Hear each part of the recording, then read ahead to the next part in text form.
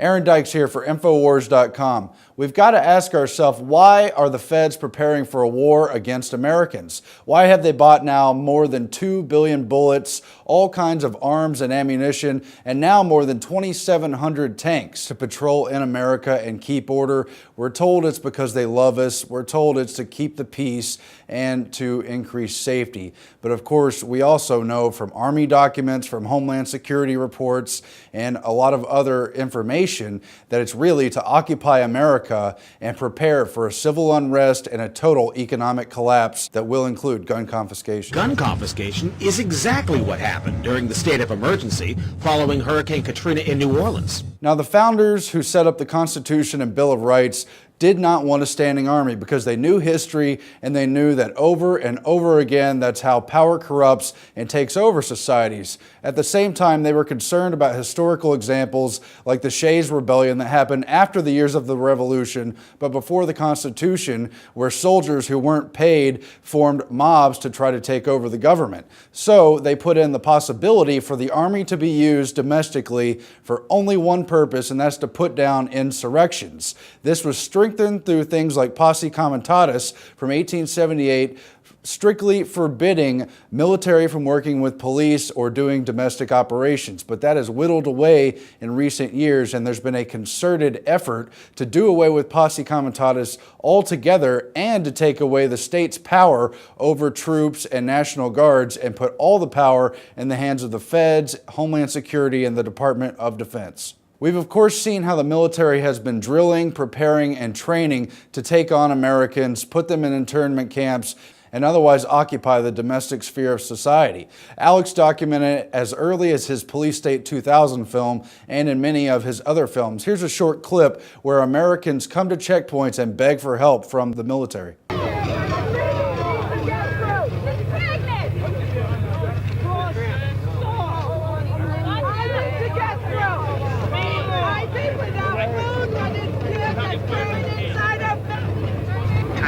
Attention. American forces are here to help. Remain calm. We will not tolerate civil disobedience. But it's in no way limited to the things that Alex has just put in his films. This has been an ongoing effort that has been accelerating.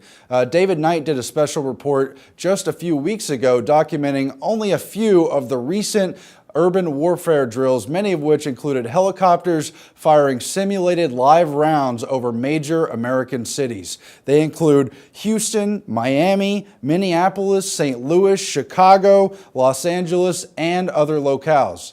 Well, let's take a look at some of these recent drills. January the 28th in Houston. Helicopters and the sound of gunfire created a lot of concern this afternoon in one Houston neighborhood. And an Army major who was out here wouldn't tell us exactly what kind of training they were doing. Miami, 4 days earlier, January the 24th, 2013. Still, if you've seen one of these drills, it really is like a scene out of one of those action movies, choppers stalking the sky of downtown Miami. It's a joint military training exercise. And here's another one in Minneapolis, August 28th, 2012.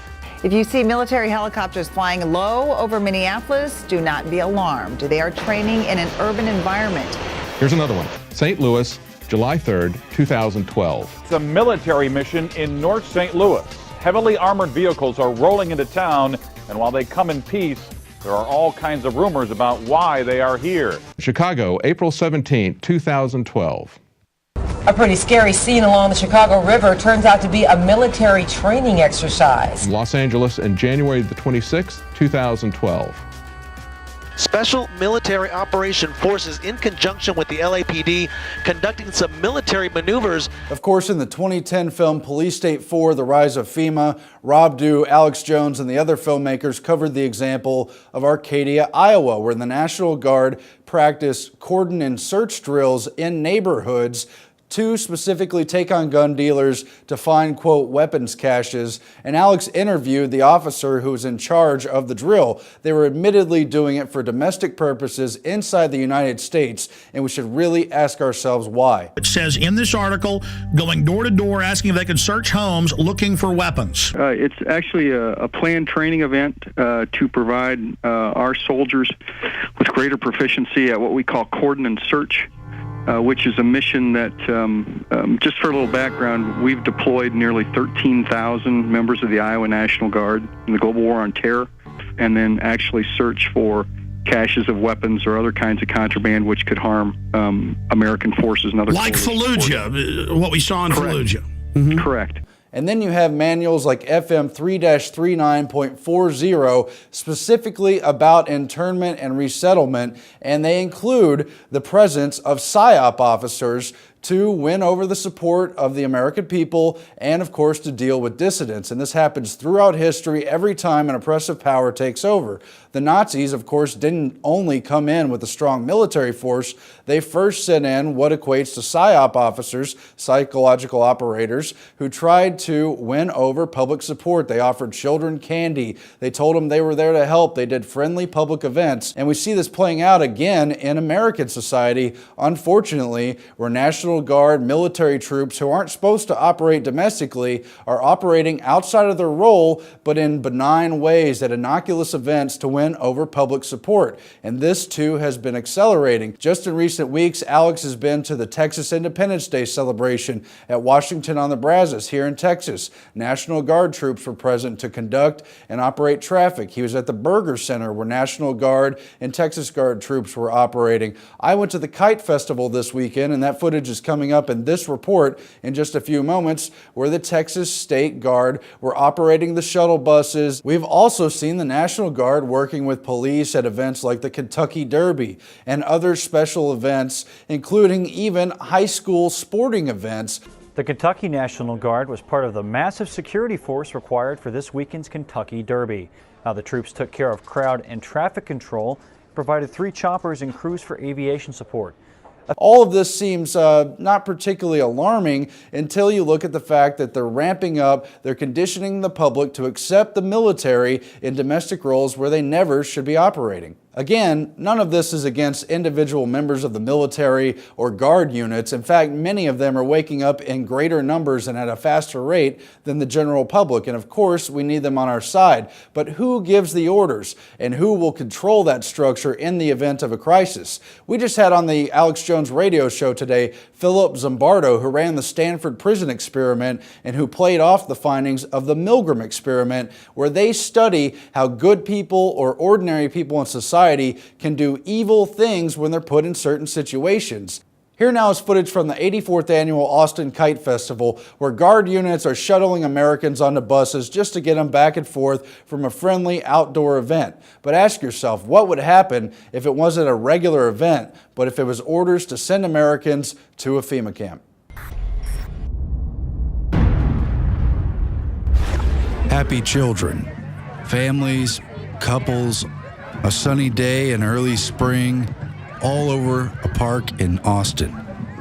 This is the scene of the Austin Kite Festival, now in its 84th year. An iconic and idyllic scene of peace and recreation. What could be better? But outside of this festive atmosphere, which had clogged downtown traffic and brought normal activities on this happy weekend day to a halt, was a military presence. The Texas State Guard, operating under the National Guard, was running part of the event. They were invited there by the Austin Exchange Club and operated with the help of police, the shuttle buses bringing Kite Festival goers to and from the event. It was admittedly run as other training exercises are in preparation for natural disasters and other emergencies as coordinated by Homeland Security and FEMA, including this article posted on the Texas State Guard website. TXSG flies high with Austin Kite Festival, where they admit in part that festival organizers and participants gave the Texas State Guard soldiers real-world training for the kind of logistical support the organization provides during natural disasters and other emergencies. Quote, "This gives us the opportunity to put our training and expertise into practical use in advance of our response to hurricanes, tornadoes, floods, or fires." The National Guard first appeared in 2012 at the Austin Kite Festival, provoking several news articles. The internet was ablaze with the account of the National Guard patrolling the Austin Kite Festival in 2012. But here in 2013, there was scant mention of the National Guard's presence, other than just straightforward PR releases of how they would operate the buses and how they would carry passengers to and fro, conditioning the public to accept ever greater control in violation of posse comitatus to keep track and control of the people under any pretext they considered necessary.